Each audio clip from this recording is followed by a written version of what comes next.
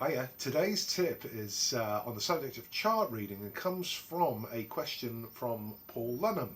And Paul was asking me about reading big band charts where Latin fields are involved. And as a number of you will know, if you've ever done any of this kind of stuff, you often get a drum chart and an arranger who is not a drummer has written a drum groove that isn't really, that kind of sounds a little bit like what they think we would play.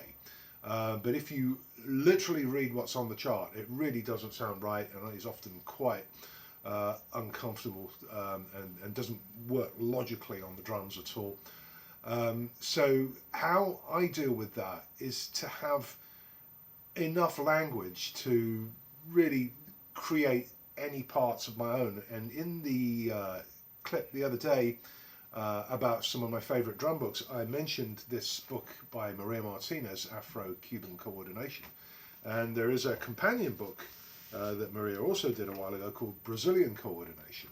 And what's great about books like this is they give you so much vocabulary, they give you so much music from your independent studies. It's not like just doing like crazy polyrhythmic stuff that's absolutely of no use at all.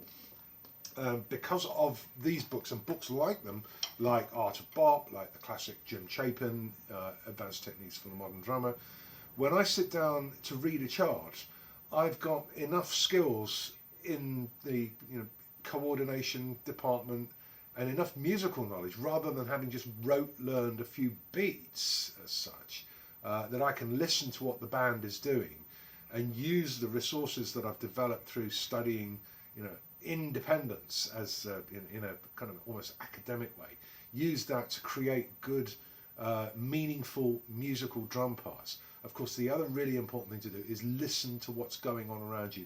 Listen to what the piano player is doing, listen to what the bass player is doing, listen to the kind of phrasing that the horn players have, and read any written text on the chart. Sometimes they'll just say Latin without any suggestion whether it's Afro-Cuban in style or Brazilian, just sort of some generic composition.